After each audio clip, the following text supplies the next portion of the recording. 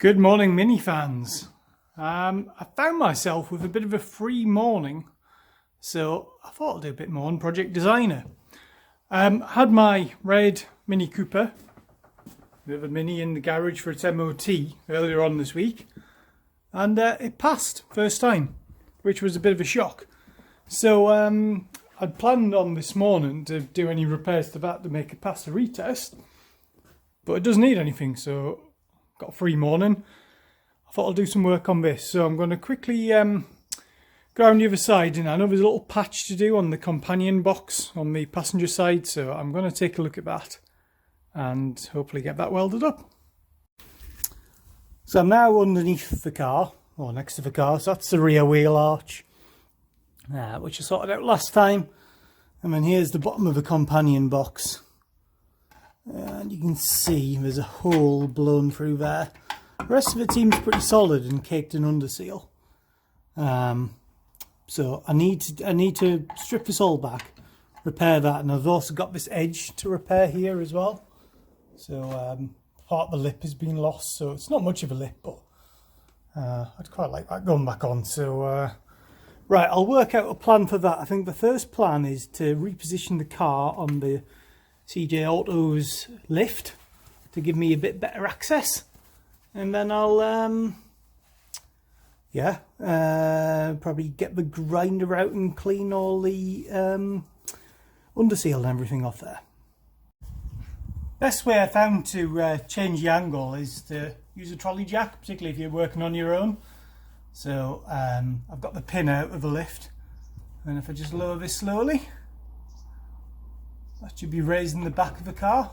I don't want it too nose down because there's no weight at all at the back. So yeah, I'll probably leave it there, and I'll get the axle stands back underneath and hold it there for now. Looking from the side, you can see the angle it's at now. I just drop down. There we are, you can sort of see how it is. So that should give me much better access to that side now, much more ergonomic way of working. So right, I'll fire up the grinder, strip it off, and then bring you back in a bit. So after a bit of cleaning up, a strange thing happened. So that's the hole. I've got evidence of welding down here. That welding's far too good to be mine. I haven't done that. So it's already been repaired here before, which would suggest the subframe's been off before. But then there's another patch here. I thought, hello. What's all this about then? So I had a look on the inside. So on the inside, you can see there's already a plate there. I think I've done that plate previously. So I think what I'm just going to do, I'm just going to put a tiny little patch on there, just square it off, weld up my new plate against the old plate. Just leave it as that. Not the prettiest, but you're not going to see this at all. When the subframe's on, you won't see it, and then the companion box liners in, you won't see it either. So I think that'll be sufficient to achieve what I need to achieve here. Okay, so I'm going to get out my air saw and make that hole into a square. Well, as the saying goes, that escalated quickly. So what you can see there is an entire big hole. There's my hand on the other side. Hello. Yeah, I wasn't happy with it at all, and if I come around here you will see why. So this is the panel when it focuses, so you can actually see one skin and then another skin and then my patch repair on that. So yeah, it was like a patch upon a patch upon a patch. So I thought, cut it all out, do it properly. So yeah, that's what I'm going to do. So I'm going to clean up that aperture I've created, and then I'll make a template. So I followed my usual process, cardboard template, cut a repair patch out of 0.8mm Zintek. I've got that held in place by a welding magnet on the other side. Cut the lip off along here because I'm going to replicate that. I'll just weld a little lip on afterwards, I think. And yeah, that is about where I need it to be. So I'm going to put a few tacks in, hammer it a bit, and work my way around. It's a bit gappy around here, but don't worry about that. I hammered the panel out the way, so it should hammer back a bit from the inside. and might need a couple of sealing welds or something from the inside, but yeah. Okay, well, let's fire up the welder. So there we are, welded on. Didn't actually weld too bad. Couple of little dodgy bits at this side, but need to flatten it all back with a flat disc. But also as well, there's like the where the trunnion mounts are, I've gone really close to the hole. Now that is a problem because the trunnion, I think this is a front one or rear one, but you know, that's got to go right up against there, so I need to clean that all back, make sure this will sit nice and flush. So right, spend a bit of time with the grinder tidying it up. So I've been busy with the dentist drill.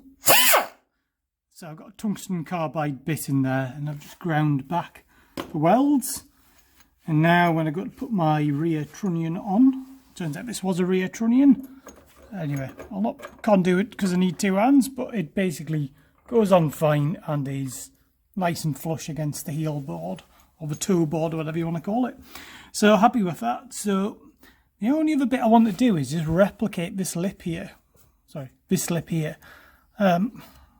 Part of me's thinking, like, do I need to do it? It's actually a bit of a dirt trap, but I think it's the sort of thing that would bug me if it's not there. So I'm going to grind that flat, and then I'm going to get just a oversized piece of Zintek. And I'll see if I can sort of put that on and sort of spot weld it on in 3 places and see how that looks. For the lip at the bottom of the wheel arch, I've cut down an oversized bit of Zintek. I'm going to position it in by hand somewhere a bit like that, and I'm going to tack it on the right hand side and then slowly work my way along and shape it and just put various tacks in as I go. It's not going to be perfect, this, but I think it'd be fine also as well. It's not going to be welded full length. It doesn't have to be, it's purely cosmetic. It's just to make this little return down here. It's not even as long as that I need to go. It's half that thickness.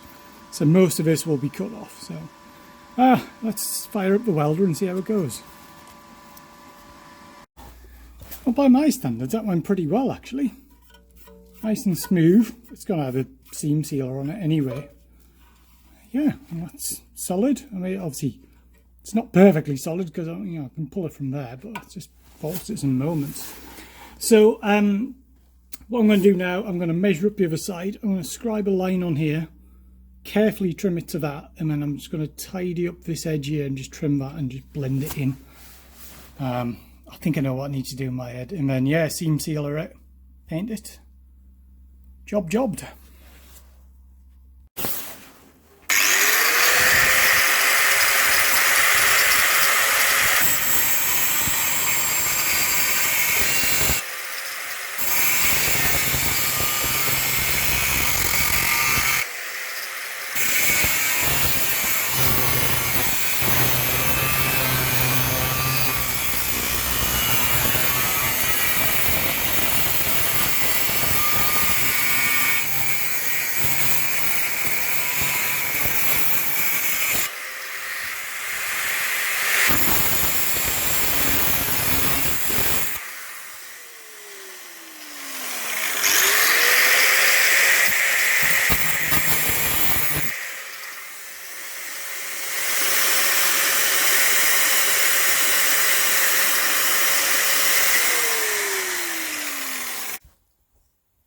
I'm going to go around and seal all the seams with stick sole.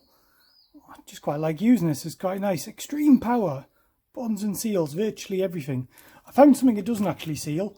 It doesn't seal water tanks which have got water in. Probably because of the pressure forcing the water out. But okay, I'm going to go around and do all the welds inside the companion box and underneath and the wheel arch and just, yeah, get all that nicely smooth. And about 18 hours later, that's all sealed and all gone off. So now I'm going to paint it with the Bonder Rust Primer. So it'll end up looking a bit like that. That's all painted up now. Really pleased how it looks. You can still see a little bit of a seam, but the whole wheel arch will be coated in sort of rubberized paint, stone chip type thing when I get round to it. So last job to do now is to get the Mini back level. Going up.